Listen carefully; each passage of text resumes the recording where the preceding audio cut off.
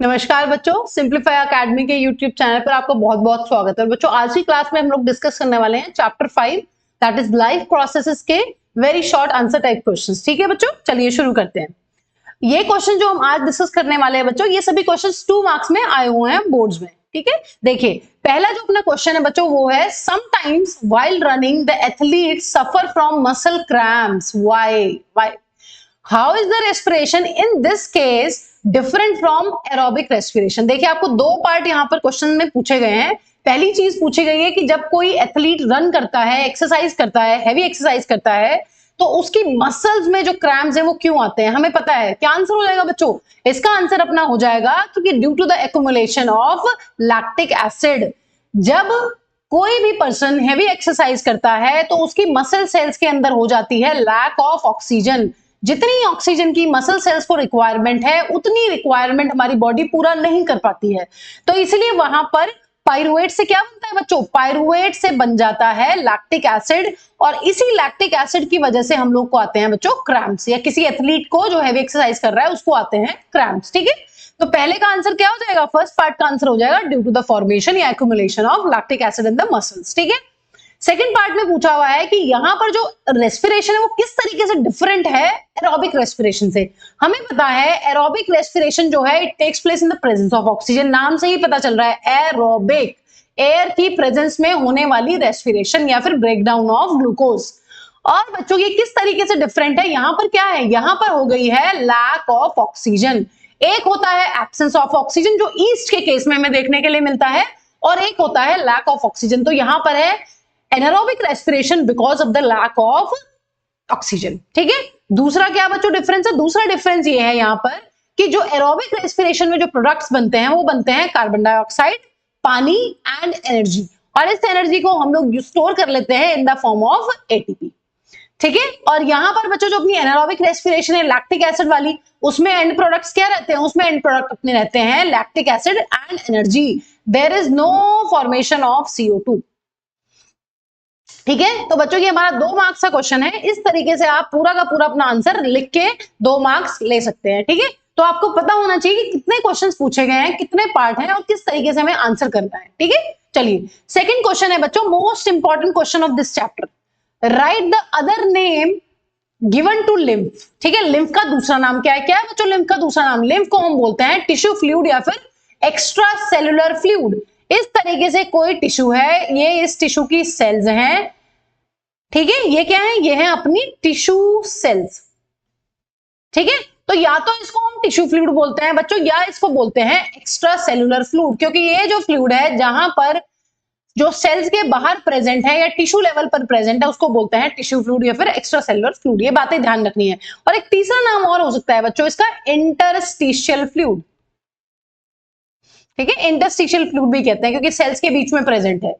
अब दूसरा क्वेश्चन यहां पर पूछा गया है, स्टेट इट्स टू फंक्शंस। बच्चों बहुत इंपॉर्टेंट क्वेश्चन है, इस क्वेश्चन को आप छोड़ेंगे नहीं, इस क्वेश्चन को आप जरूर करके जाएंगे एग्जाम के लिए। ठीक है, देखिए क्या है, it carries digested and absorb fat from the intestine. हमें पढ़ा हुआ है कि इस तरीके से जो अपनी विली होती हैं, विली के अंदर अपनी प्रेजेंट होती हैं लिम्फेटिक वेसल्स। इन लिम्फेटिक कैपिलरीज का नाम होता है बच्चों लैक्टियल। लैक्टियल क्या होती हैं, ये होती हैं लिम्फेटिक कैपिलरीज, लिम्फेटिक कैपिलरीज।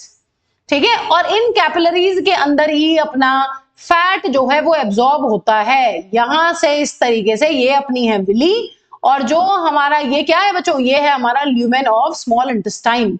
ठीक है, इस ल्यूमेन में से फैटी एसिड और ग्लिसरॉल को पिक करती हैं लैक्टियल्स। और लैक्टियल क्या है, वो है लिम्फ सिस्टम का पार्ट या लिम्फेटिक सिस्टम का पार्ट। ठीक है, तो यहां पर लिम्फ का एक बहुत इंपॉर्टेंट रोल ये होता है बच्चों, इन लिम्फेटिक कैपिलरीज के अंदर लिम्फ फ्लो करता है तो वो यहां से एब्जॉर्ब्ड और डाइजेस्टेड फैट को पिक करेगा और पूरी बॉडी में ट्रांसपोर्ट करेगा। ठीक है, दूसरा फंक्शन क्या है, it drains access fluid from extra cellular space back into the blood. इसका क्या काम है दूसरा बच्चों, दूसरा काम ये है कि यहां से जो ये एक्स्ट्रा फ्लूइड है इसको उठाकर वापस से किस में फेंक देना, वापस से फेंक देना लिम्फेटिक वेसल में, पहले लिम्फेटिक वेसल्स में, और लिम्फेटिक वेसल से ये फाइनली चला जाता है वेन्स में, और वेन से फाइनली ये चला जाता है हार्ट के अंदर। ठीक है। तो ऐसा नहीं होता कि लिम्फ जो है वो हमारा टिश्यू फ्लूइड्स के सेल्स के बीच में एक्यूमुलेट होता है, एक्यूमुलेट नहीं होता है, बट ये वापस से वहीं पर मिक्स हो जाता है अपने ब्लड में जाकर। और लास्ट इंपॉर्टेंट रोल है बच्चों, it helps in fighting against the infections. हमने पढ़ा था लेक्चर में, क्या पढ़ा है, लिम्फ नोड्स प्रेजेंट होती हैं और लिम्फ नोड्स के पास होते हैं स्पेशल टाइप के WBCs जो इन्फेक्शंस के साथ या बैक्टीरिया या फंगस या वायरस के साथ फाइट करने में हेल्प करते हैं, उनको बोलते हैं लिम्फोसाइट्स। ठीक है, तो लिम्फ नोड्स के अंदर लिम्फोसाइट्स होते हैं, वो बैक्टीरिया या किसी भी पैथोजन को किल कर देते हैं वहां पर। ठीक है, तो बहुत इंपॉर्टेंट क्वेश्चन है बच्चों, याद रखना है। ठीक है, बहुत इंपॉर्टेंट है।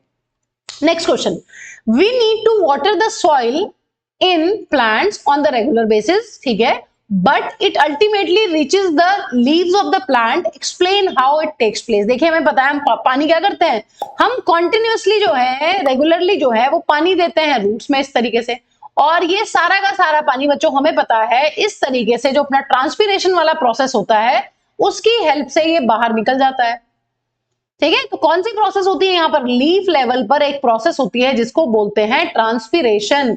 जो अपना लिक्विड पानी होता है, जो प्लांट्स जो है जिसको रूट से एब्जॉर्ब करते हैं, वो वेपर्स की फॉर्म में स्टोमेटा से निकल जाता है। ठीक है, so when water is lost through stomata in the leaves by transpiration, it creates a suction force या फिर transpirational pull, due to which water is pulled up through xylem of the roots to the leaves. ठीक है, हमने पढ़ा हुआ है कि जो जाइलम के कुछ एलिमेंट्स होते हैं, जैसे कि स्पेशली अपने ट्राकीड्स एंड बच्चों अपने वेसल्स, ये कनेक्टेड होते हैं आपस में, चाहे रूट कहिए, चाहे स्टेम कहिए, चाहे लीव्स कहिए, इनके वेसल्स और ट्रैकिड्स इंटरकनेक्टेड है। नीचे से काम करता है रूट प्रेशर जो कि एक पुश लगाता है, और ऊपर से जो अपना ट्रांसपिरेशन है वो पुल होता है, वो पानी को ऊपर से खींचता है। यहां से जितना ज्यादा पानी निकलेगा उतना ही और ये हेल्प करता है नीचे से और ज्यादा पानी खींचा जाए। तो हमें यहां पर आंसर में लिखना था transpiration, because of the process of transpirational pull ये चीज हो पाती है, तो ये वर्ड इंपॉर्टेंट है यहां पर आंसर में। ठीक है बच्चों, नेक्स्ट क्वेश्चन देखते हैं। नेक्स्ट क्वेश्चन है, name the type of nutrition exhibited by amoeba. हमें पता है अमीबा का न्यूट्रिशन कैसा होता है, जैसा ह्यूमन बींग्स का होता है, या तो हेटेरोट्रॉफिक लिख सकते हैं या फिर लिख सकते हैं होलोजोइक।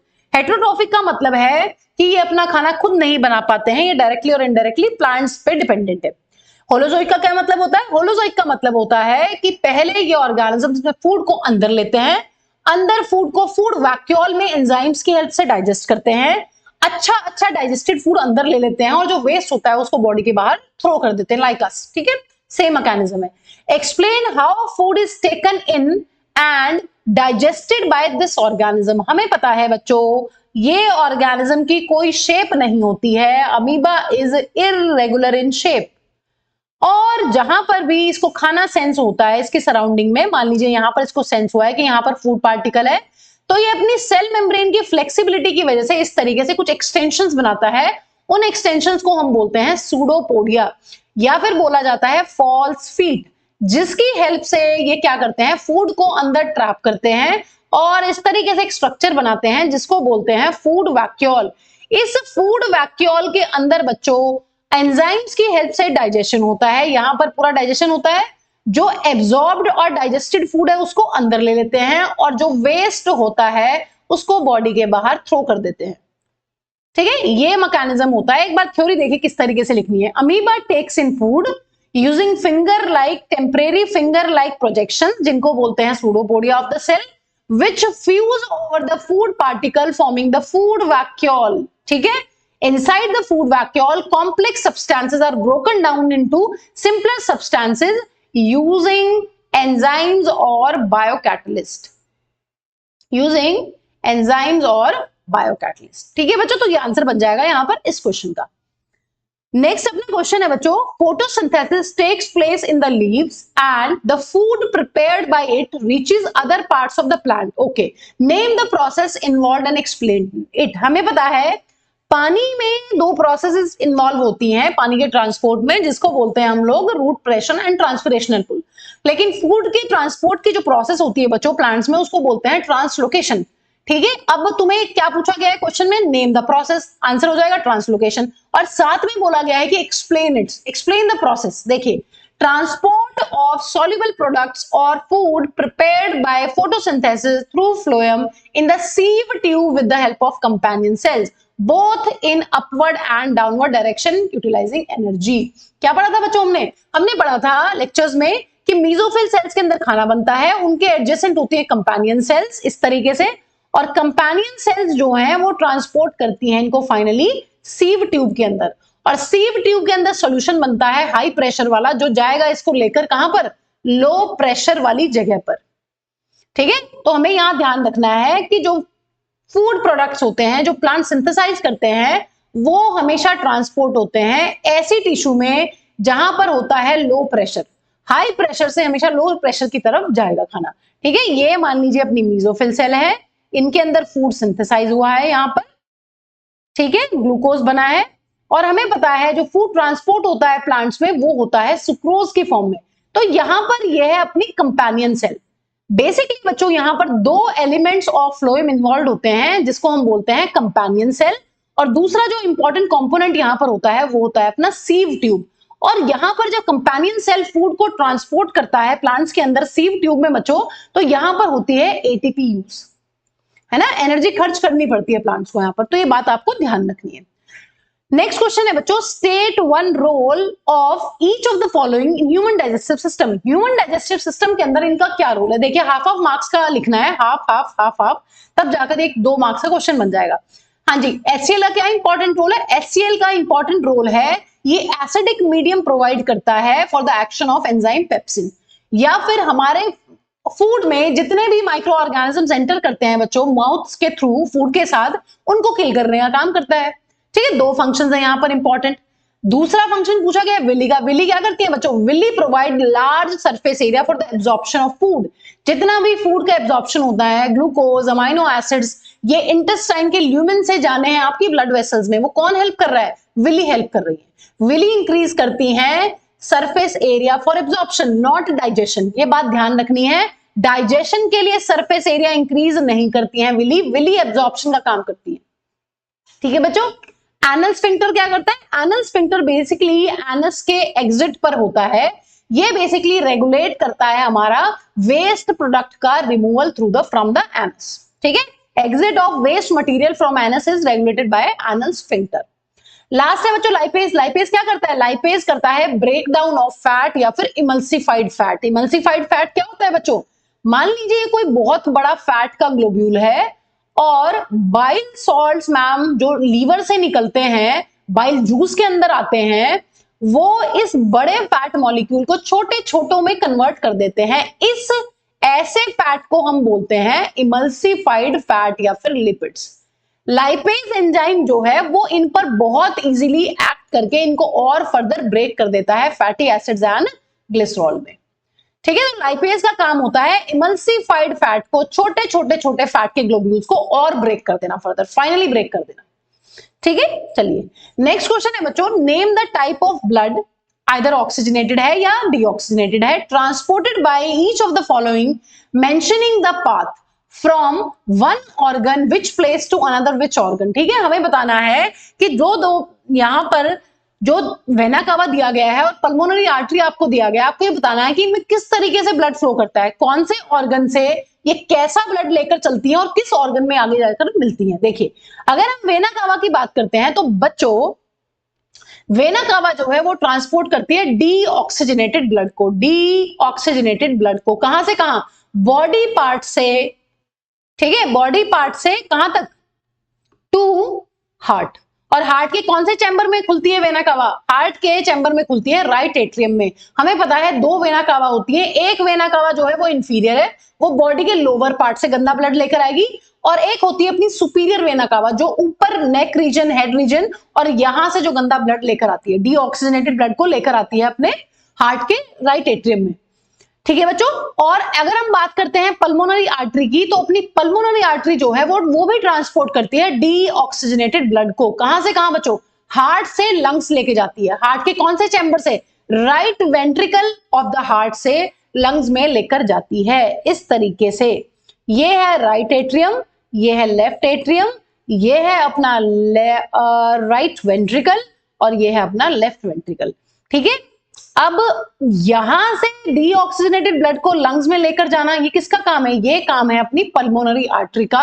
और पूरी बॉडी से गंदा ब्लड लेकर आना, ऊपर से और नीचे से। ये काम है बच्चों अपनी वेना कावा का। ये राइट एट्रियम में लेके आती है और कहां से लेके आती है? बॉडी पार्ट से। ठीक है, दोनों यहां पर जो वेसल्स गिवन है हमें, वो दोनों गंदा ब्लड कैरी करती हैं, डीऑक्सीजनेटेड ब्लड कैरी करती हैं, मतलब CO2 रिच ब्लड कैरी करती हैं।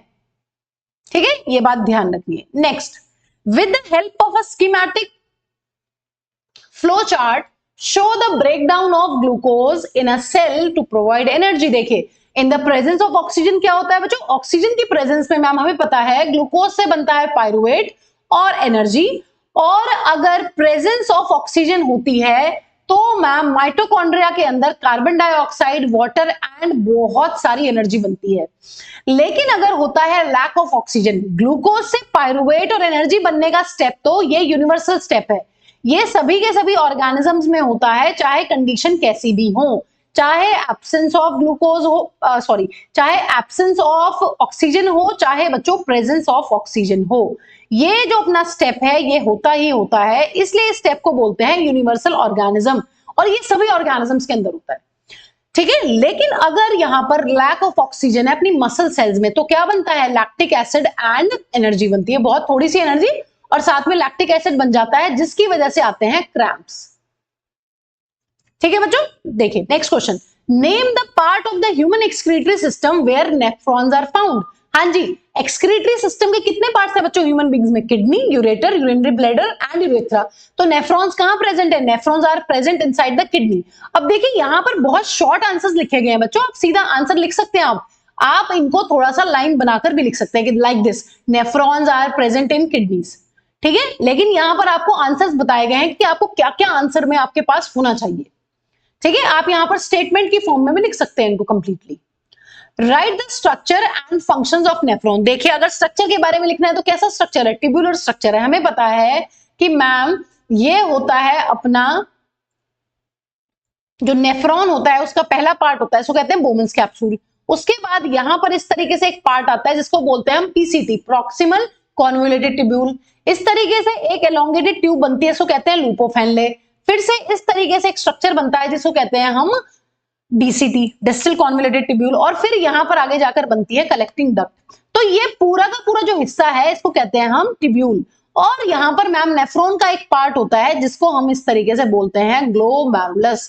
तो जो अपना नेफ्रॉन है वहां पर दो चीजें होती हैं, एक होता है ग्लोमेरुलस और एक ये इतना पार्ट होता है जिसको बोलते हैं हम लोग रीनल ट्यूब्यूल।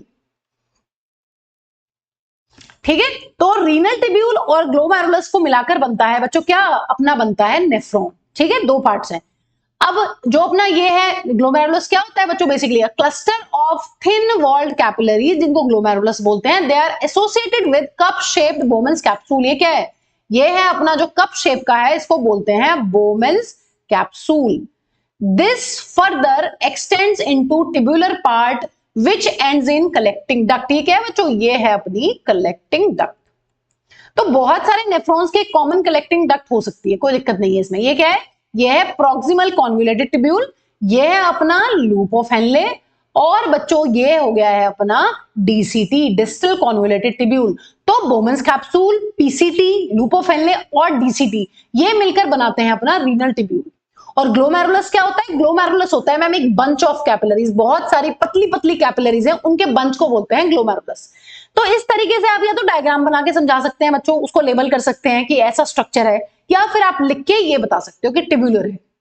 ठीक है, फंक्शन क्या है बच्चों नेफ्रॉन का? नेफ्रॉन का फंक्शन होता है कि नाइट्रोजनस वेस्ट जो होता है हमारी बॉडी में, जिसको यूरिया कहते हैं, उसको ब्लड में से फिल्टर करके और यूरिन में फेंक देना, ये काम है हमारी किडनीज का। नेक्स्ट क्वेश्चन है बच्चों हमारा question number 10, why is it important to prevent oxygenated and deoxygenated blood from mixing in birds and mammals. Birds और मैमल्स में क्यों हम ऑक्सीजनेटेड और डीऑक्सीजनेटेड ब्लड को मिक्स होने से बचाते हैं, प्रिवेंट करते हैं? ब्लड एंड देखिए, birds and mammals have high energy needs. क्या होता है बच्चों? हम बर्ड्स और मैमल्स जो होते हैं वो होते हैं वार्म ब्लडेड एनिमल्स या फिर होम्योथर्मिक एनिमल्स। हमें अपनी बॉडी का टेम्परेचर कांस्टेंट मेंटेन रखना होता है, चाहे एनवायरनमेंट का टेम्परेचर कितना ही फ्लक्चुएट करे। ठीक है, तो we have high energy needs to maintain their body temperature. The separation of oxygenated and deoxygenated blood always allows a highly efficient supply of oxygen to maintain their body temperature। क्योंकि हमारी body के जो temperature है वो maintain रखना है, इसलिए हमारी एनर्जी नीड्स बहुत ज्यादा है। इसी वजह से ऑक्सीजनेटेड और डीऑक्सीजनेटेड ब्लड को सेपरेट रखा गया है। नेक्स्ट पार्ट में पूछा गया है बच्चों, which animals can tolerate some mixing of oxygenated and deoxygenated blood streams, on what factor does the body temperature of these animals depend. हाँ जी, कौन से एनिमल्स है जो मिक्सिंग को टॉलरेट कर लेते हैं? वो है अपने एम्फीबियंस एंड रेप्टाइल्स। ये है कोल्ड ब्लडेड एनिमल्स, ये मिक्सिंग को टॉलरेट कर लेते हैं। इनका जो टेम्परेचर है वो किस फैक्टर पर डिपेंड करता है? सेकंड पार्ट में पूछा गया है। तो बॉडी टेम्परेचर जो है बच्चों वो डिपेंड करता है एनवायरमेंटल टेम्परेचर पर। जो एनवायरमेंट का टेम्परेचर होगा वही एम्फीबियंस और रेप्टाइल्स की बॉडी का टेम्परेचर हो जाने वाला है यहाँ पर। ठीक है, this is also very important question बच्चों, ये 2 मार्क्स में भी आता है और ये 3 मार्क्स का भी क्वेश्चन है। ठीक है, next question, what will happen if xylem tissue in a plant is removed? क्या होगा अगर जाइलम टिश्यू को रिमूव कर देंगे? हमें पता है जाइलम टिश्यू का काम होता है वाटर और मिनरल्स का ट्रांसपोर्ट करना फ्रॉम रूट्स टू लीव्स, तो वो रुक जाएगा। Movement of water and minerals from soil to other parts of the plant will stop and it will ultimately die। जब प्लांट में पानी ही ट्रांसपोर्ट नहीं होगा लीव्स को, फोटोसिंथेसिस नहीं होगी, तो प्लांट मर जाएगा फाइनली। सेकंड पार्ट में पूछा हुआ है, we are injured and start bleeding. अगर ऐसा हो जाए, हमें चोट लग जाए और हम ब्लीड करना लग जाए, तो एक बच्चों एक पॉसिबिलिटी तो ये होती है जो नॉर्मली होता है कि जो हमारी प्लेटलेट सेल्स होती हैं, they plug these leaks by helping blood to clot at these points of injury. हमारी बॉडी के अंदर प्लेटलेट्स होते हैं, वो ब्लड को क्लॉट कर देंगे। या फिर बच्चों दूसरा क्या हो सकता है, अगर हमें इंजरी हो गई है और हमारा ब्लड निकले जा रहा है, प्लेटलेट्स काम नहीं कर रहे हैं, तो क्या होगा फाइनली, ब्लड का जो प्रेशर है वो बहुत कम हो जाएगा और जो हमारे ब्लड की पंपिंग सिस्टम की एफिशिएंसी है, हार्ट की जो पंपिंग एफिशिएंसी है वो घट जाएगी। ठीक है, तो दोनों आंसर्स में से आप कुछ भी आंसर लिख सकते हैं, आइदर दिस वन, ये वाला प्लेटलेट, जो कि कॉमनली यही आंसर लिखा जाता है कि प्लेटलेट जो है वो बचा लेंगे, वो क्या करेंगे, वो क्लॉट कर देंगे ब्लड को, या फिर ये आंसर भी लिख सकते हैं आप, इनमें से एक आंसर लिख सकते हैं, इसलिए स्लैश दिया हुआ है यहां पर। ठीक है, देखिए नेक्स्ट क्वेश्चन है बच्चों, state the role of the following in the process of digestion. Digestion में बाइल जूस, बाइल सॉल्ट्स का क्या रोल है और पेनक्रियाटिक एंजाइम्स का क्या रोल है? देखिए बाइल जूस का क्या रोल होता है, हमें पता है बाइल जूस का जो इंपॉर्टेंट रोल है वो पहला है, ये पीएच को एल्कलाइन बनाता है ताकि पेनक्रियाटिक एंजाइम्स जो है वो काम कर सके। जो हमारे पेनक्रियाज के एंजाइम्स होते हैं जैसे कि ट्रिप्सिन और जैसे कि लाइपेज, वो एल्कलाइन पीएच पर काम करते हैं। तो हमें पता है स्टमक से जो फूड आता है वो होता है बच्चों एसिडिक। ठीक है, स्टमक से जो फूड डियोडेनम के अंदर या स्मॉल इंटेस्टाइन के अंदर एंटर करता है वो एसिडिक है, लेकिन हमें पता है कि मैम यहां पर तो पेनक्रियाटिक जूसेस भी आने वाले हैं, पेनक्रियाटिक जूस के जो एंजाइम्स होते हैं वो एल्कलाइन पीएच पे काम करेंगे, इसीलिए पीएच को यहां पर एल्कलाइन बनाने का काम बच्चों होता है अपने बाइल जूस का। ठीक है, तो बाइल जूस का काम है पहला ये, और दूसरा इंपॉर्टेंट चीज है बच्चों, बाइल जूस में होते हैं बाइल सॉल्ट्स। बाइल सॉल्ट्स करते हैं emulsification of fat. Very important question, तो बाइल जूस का फंक्शन आपको ध्यान रखना है। ठीक है, very important. Emulsification of fat का क्या मतलब है, बहुत बड़ा सा फैट मॉलिक्यूल जो है वो छोटे छोटे छोटे फैट मॉलिक्यूल्स में कन्वर्ट हो जाता है ताकि जो हमारे लाइपेजेस हैं वो इजीली काम कर सकें, इजीली इसको और डाइजेस्ट करके फैटी एसिड और ग्लिसरॉल बना सके। दूसरा आपसे पूछा गया है बच्चों पेनक्रियाटिक एंजाइम्स। पेनक्रियाज के 2 एंजाइम्स होते हैं जो पेनक्रियाटिक जूस में प्रेजेंट होते हैं, ट्रिप्सिन जो डाइजेशन ऑफ प्रोटीन्स करता है और लाइपेज जो breaking down of emulsified fat करता है। ठीक है, इमल्सिफाइड फैट को तोड़ने का किसका काम है, इसका ये काम होता है अपने लाइपेज का। तो आपको टू द पॉइंट आंसर लिखने हैं, लेकिन सब कुछ कवर करना है क्या पूछा गया है। ठीक है, तो यहां पर बाइल सॉल्ट चाहे बाइल जूस लिखा हो, ये दोनों फंक्शन है यहाँ पर। हाँ जी, write one specific function each of the following organs in relation with excretion in human beings.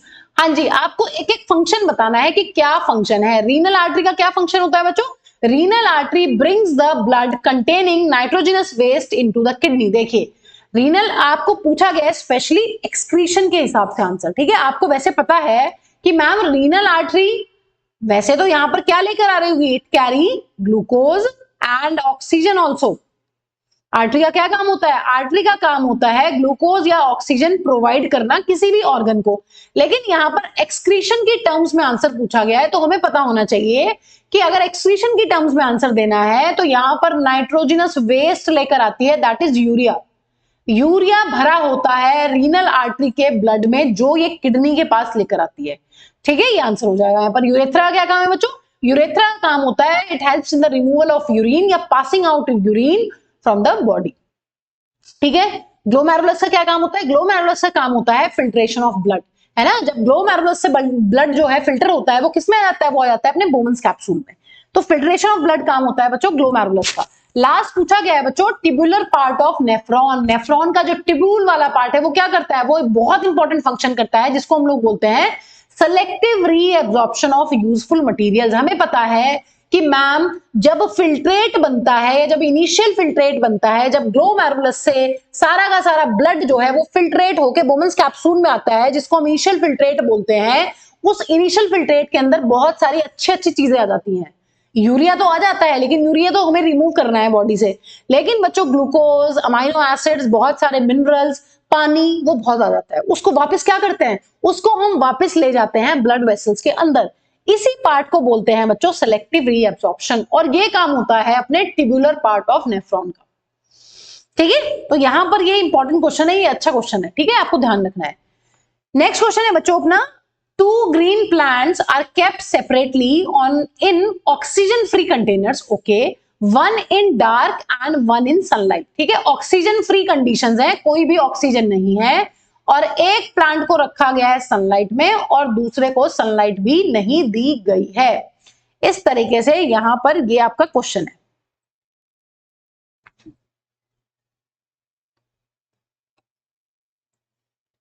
ठीक है, ये पॉट है इस तरीके से और यहां पर इस तरीके से हो जाने वाला है ये अपना प्लांट। ठीक है, ठीक है बच्चों।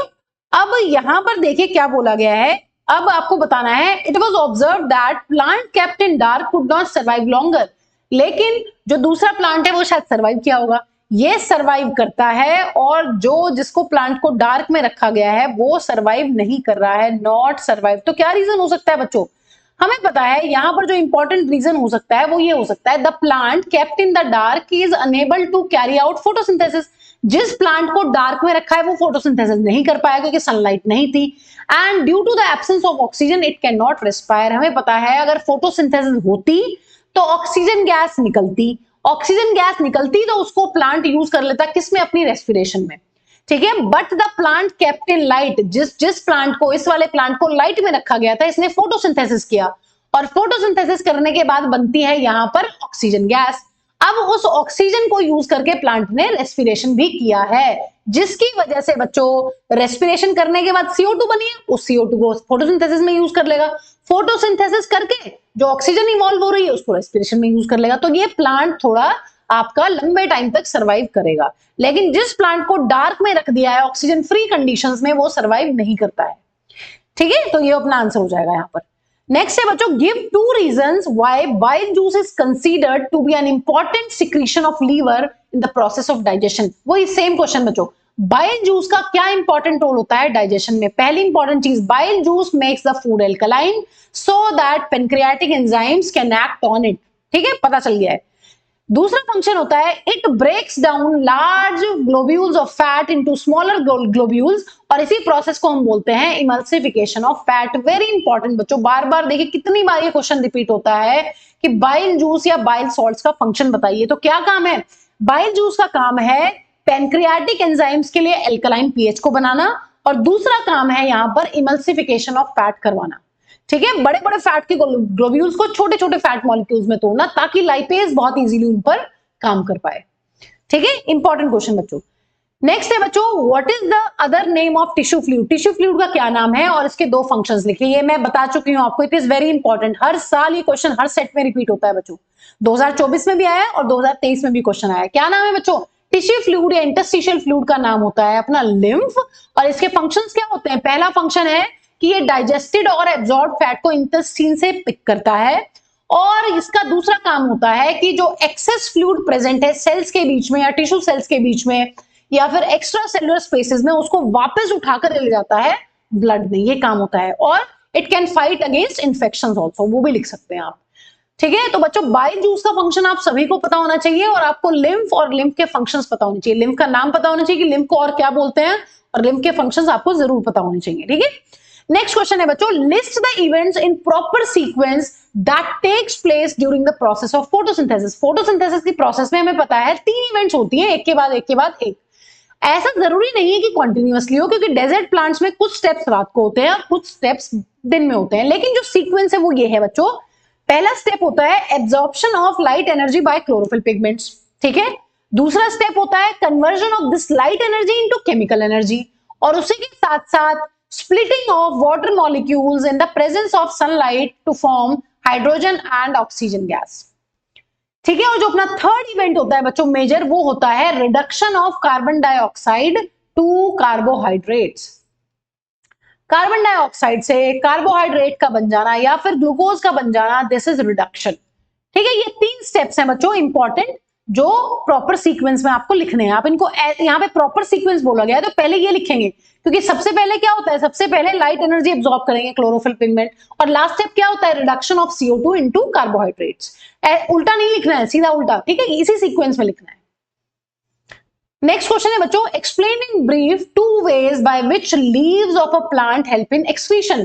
प्लांट्स में जो एक्सक्रीशन है वो लीव्स की हेल्प से कैसे होती है। हमें पता है अगर प्लांट को CO2 चाहिए या प्लांट के पास एक्स्ट्रा CO2 है तो स्टोमेटा ओपन करेगा और CO2 को बाहर फेंक देगा। अगर प्लांट के पास ऑक्सीजन फालतू है, एज अ वेस्ट है, तुम्हें पता है फोटोसिंथेसिस में प्लांट्स ऑक्सीजन गैस बनाते हैं, थोड़ा तो प्लांट खुद ही यूज कर लेते हैं उस ऑक्सीजन को रेस्पिरेशन वाली प्रोसेस में, लेकिन जो एक्स्ट्रा O2 होती है बच्चों उसको बाहर फेंक देते हैं with the help of stomata. और स्टोमेटा कहां प्रेजेंट होते हैं बच्चों, स्टोमेटा प्रेजेंट होते हैं लीफ के सरफेस पे।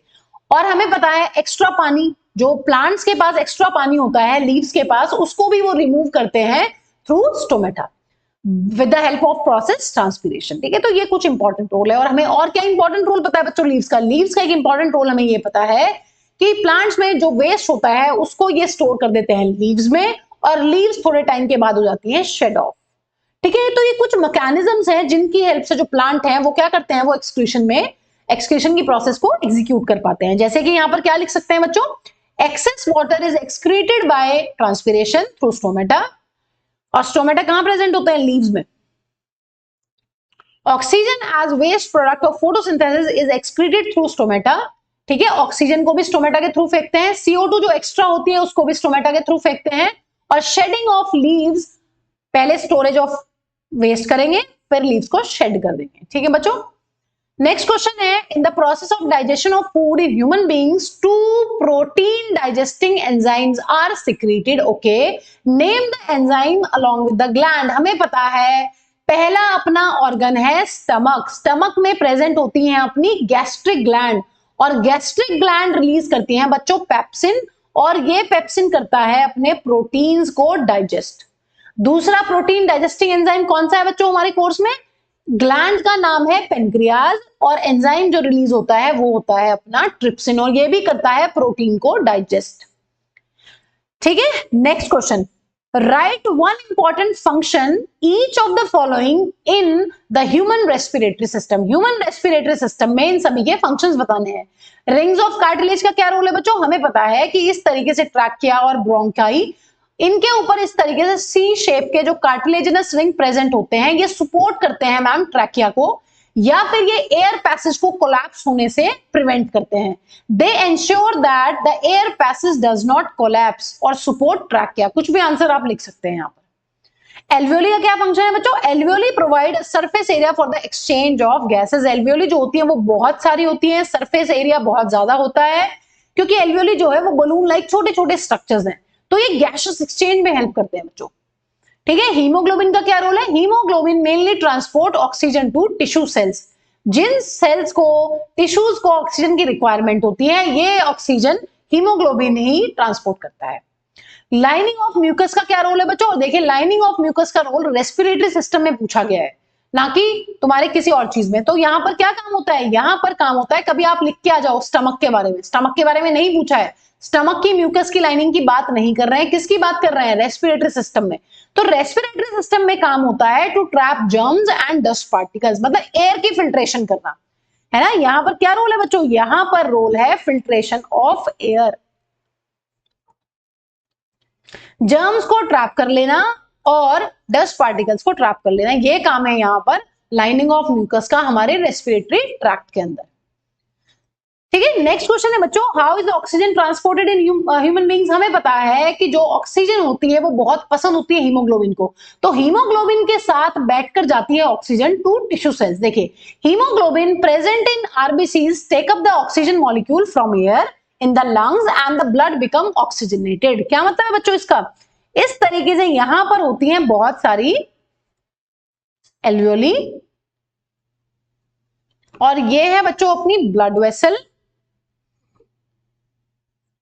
या फिर blood capillaries.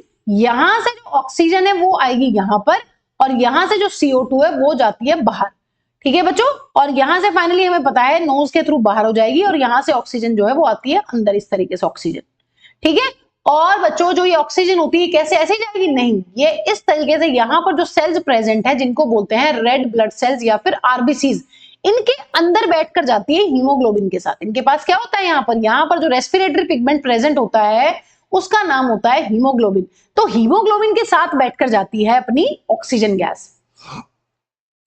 This oxygenated blood is then carried to tissues which are deficient in oxygen. जिन टिश्यूज में ऑक्सीजन की कमी होती है वहां पर जाएगा। In this way, oxygen is distributed to all the body cells in human beings. ठीक है, तो एल्वियोली का काम होता है ब्लड को ऑक्सीजनेट करना, है ना। जो यहाँ पर ब्लड जो ऑक्सीजन प्रेजेंट है एल्वियोली के अंदर उसको ब्लड में फेंक देना, और यहां से जो CO2 है उसको उठाकर बाहर फेंक देना। तो CO2 बाहर चली जाती है और ऑक्सीजन अंदर आ जाती है। नेक्स्ट है बच्चों, व्हाट इज सलाइवा। सलाइवा क्या होता है और उसका फंक्शन बताना है आपको कि डाइजेशन में सलाइवा का क्या रोल है। देखिए, saliva is a watery substance या फिर एक फ्लूइड है जो सिक्रीट करती है हमारे माउथ के अंदर सलाइवरी ग्लैंड्स। माउथ के अंदर कौन सी ग्लैंड्स प्रेजेंट होती है? माउथ के अंदर प्रेजेंट होती है सलाइवरी ग्लैंड्स, वो सलाइवा को सिक्रीट करती है। देखिए, सलाइवा में एंजाइम भी होता है। एंजाइम का क्या नाम है बच्चों? सलाइवा में जो एंजाइम होता है उसका नाम है सलाइवरी अमाइलेज। और जो अमाइलेज होते हैं वो हमेशा कार्बोहाइड्रेट्स के ऊपर एक्ट करते हैं और इस कार्बोहाइड्रेट को ब्रेक कर देते हैं छोटे छोटे छोटे में। तो जो बच्चों यहाँ पर सलाइवरी अमाइलेज है वो बेसिकली हमारे स्टार्च को ब्रेक करता है माल्टोज के अंदर। इसका मतलब हम ये कह सकते हैं कि जो हमारे कार्बोहाइड्रेट्स का डाइजेशन है वो माउथ से ही स्टार्ट हो जाता है। ठीक है बच्चों, चलिए नेक्स्ट क्वेश्चन है, name the process by which the amount of urine produce in human beings is regulated. Amount of urine कितना होने वाला है ह्यूमन बॉडी में, ह्यूमन बॉडी से बाहर एक्सक्रीट कितना होने वाला है वो किस पर डिपेंड करता है? उस प्रोसेस का नाम बताना है। Where and how is this process carried out. देखिए, प्रोसेस का नाम है सेलेक्टिव रीएब्जॉर्प्शन। हमें पता है वैसे तो बहुत सारा फिल्ट्रेट बनता है, इनिशियल फिल्ट्रेट बनता है बच्चों हम लोग की बॉडी में, लेकिन सेलेक्टिव रीएब्जॉर्प्शन एक ऐसा प्रोसेस है जिसकी हेल्प से इंपॉर्टेंट आयंस और वाटर्स को वापस खींच लिया जाता है ब्लड के अंदर। ठीक है, कहां प्रेजेंट है बच्चों? ये होने वाला है नेफ्रॉन्स के अंदर। आपसे क्या पूछा गया है? प्रोसेस का नाम बताना है आपको। Where and how this process carried out, तो वेयर का आंसर हो जाएगा नेफ्रॉन्स। ठीक है, और how some substances such as glucose, amino acids, salts and major amount of water are selectively reabsorbed as the filtrate flows along the tube। पढ़ा हुआ है बच्चों हम लोगों ने, क्या पढ़ा हुआ है इस तरीके से कि ये जो ट्यूब्यूल होती है इस तरीके से, और जो यहां पर इनके कांटेक्ट में ब्लड वेसल्स होती हैं, है ना, और ये जो अपना पीसीटी है ये लूप ऑफ हेनले है बच्चों, और ये अपना डीसीटी है, यहां से वाटर को वापस रीएब्सॉर्ब कर लिया जाता है। किस चीज में बच्चों? किस पार्ट में? वापस से ब्लड में। ठीक है, ये है अपनी ब्लड वेसल्स। इस स्टेप को हम लोग बोलते हैं सेलेक्टिव रीएब्सॉर्प्शन। ठीक है, तो ये आपको ध्यान रखना है कि प्रोसेस का नाम है सेलेक्टिव रीएब्सॉर्प्शन। होती कहां है? नेफ्रॉन्स के अंदर होती है। कौन से पार्ट में? ट्यूबुलर पार्ट में। जो पीछे रीनल ट्यूब्यूल वाला पार्ट होता है उसमें सेलेक्टिव रीएब्सॉर्प्शन होता है, कभी भी ग्लोमेरुलस में नहीं होता। ठीक है, चलिए नेक्स्ट क्वेश्चन है बच्चों, list 4 life processes that are essential for maintaining life. 4 life processes कौन सी हैं जो लाइफ के लिए इंपॉर्टेंट है, जो जिंदा रहने के लिए जरूरी है? Nutrition, respiration, transportation and excretion. Life process वाले चैप्टर में बेसिकली हम इन 4 प्रोसेस को ही बच्चों डील करते हैं। ठीक है, लास्ट अपना क्वेश्चन है बच्चों यहाँ पर, give the name of the enzyme present in the fluid in our mouth cavity. हमें पता है एंजाइम का क्या नाम है, अभी पढ़ा है हमने। एंजाइम का नाम होता है सलाइवरी अमाइलेज, या फिर इसका एक दूसरा नाम होता है बच्चों, इसको कहते हैं टाइलिन। पी यहाँ पर साइलेंट होता है अपना। ठीक है, state the gland which produces. कौन सी ग्लैंड प्रोड्यूस करती है? सलाइवरी ग्लैंड, जो हमारे माउथ में प्रेजेंट है वो इसको सिक्रीट करती है, प्रोड्यूस करती है. What would happen to the digestion process if this gland stop secreting this enzyme. हमें पता है इस एंजाइम का इंपॉर्टेंट रोल होता है in the digestion of carbohydrates. अगर ये एंजाइम रिलीज नहीं होगा तो यहां पर कार्बोहाइड्रेट्स का डाइजेशन नहीं होने वाला है, कभी भी स्टार्च माल्टोज में कन्वर्ट नहीं होने वाला है, तो ये काम रुक जाएगा. ठीक है बच्चों, तो यहां पर 2 मार्क्स के क्वेश्चंस यही है जो आए हुए हैं 2024 में, 2023 में, क्योंकि 2022 में इस चैप्टर से सिर्फ एमसीक्यू आए थे और असर्शन रीजन, वो हम ऑलरेडी पिछले लेक्चर में अपने डिस्कस कर चुके हैं. तो 2022 में कोई भी 2 मार्क्स का क्वेश्चन नहीं आया यहां से, सारे के सारे एमसीक्यूज आए थे, क्योंकि टर्म 1 में आया था ये वाला चैप्टर. तो टर्म 1 में 2022 में क्या हुआ था, सिर्फ एमसीक्यू और असर्शन रीजन आए थे. ठीक है बच्चों, सो मिलते हैं अपने नेक्स्ट लेक्चर में, जिसमें हम लोग डिस्कस करने वाले हैं 3 मार्क्स केस स्टडीज और 5 मार्क्स के सभी क्वेश्चंस.